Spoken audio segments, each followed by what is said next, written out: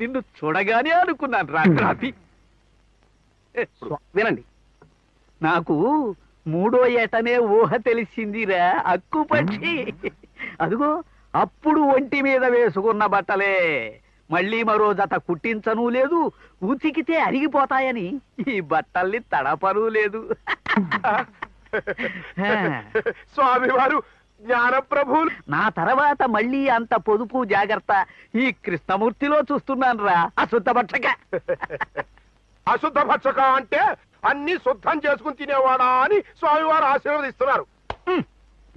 అందుకే నా తర్వాత ఇతన్నే మా సంఘానికి అధ్యక్షుడిగా నియమించాలని సంకల్పించాను.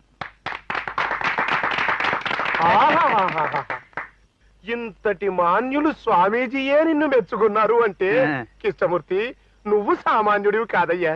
మా పూర్వజన్మ సుకృతం కొద్దీ మా ఊరు వచ్చావు.